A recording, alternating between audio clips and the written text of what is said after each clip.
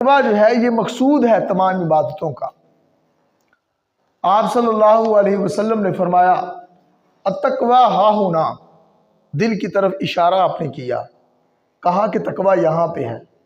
تقویٰ کا جو محور ہے، جو مرکز ہے، جو بنیاد ہے، وہ دل ہے، اور دل جو ہوتا ہے وہ انسان کے پورے جسم کو کنٹرول کرتا ہے۔ اس کا بلڈ سرکولیٹ ہوتا ہے، رائٹ سے لیفٹ اور لیفٹ سے رائٹ۔ اس کے دماغ کے اندر کوئی چیز پہنچتی ہے وہ بلڈ پہنچتا ہے، خون پہنچتا ہے۔ اس کے پیروں تک اگر کوئی چیز جاتی ہے تو وہ خون جاتا ہے۔ جسم کے ایک عضو تک جو چیز دن میں روزانہ سرکولیٹ ہوتی ہے، پہنچتی ہے، وہ خون پہنچتا ہے، بلڈ پہنچتا ہے، اور اس کا مرکز و محور کیا ہے؟ وہ دل۔ اور جب دل صاف ہے سارے کا سارا جسم صاف ہے۔ اور یہ بھی حضور کا فرمان ہے۔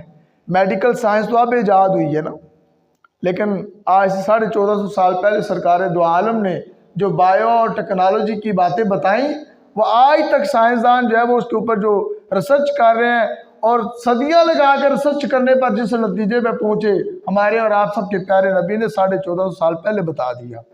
آپ نے فرمایا کہ یہ خون کا لوتھڑا ہے۔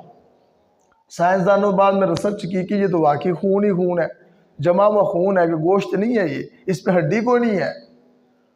اور حضور نے کتنے سال پہلے، کتنی صدیاں پہلے بتا دیا کہ یہ خون کا لوتھڑا ہے، اور اگر یہ درست ہے تو سارے کا سارا جسم درست ہے، اور اگر یہ خراب ہو گیا تو سمجھ لیجئے کہ سارا کچھ خراب ہو گیا۔ تقوی کی بنیاد دل ہے، اس لیے سب سے پہلے ہمیں اپنے دلوں پر توجہ دینی ہوگی۔ جن کے دل ٹھیک ہیں ان کے دماغ بھی ٹھیک ہو جاتے ہیں، جن کے دل ٹھیک ہیں ان کی آنکھیں بھی ٹھیک ہیں، ان کی زبان بھی درست ہے۔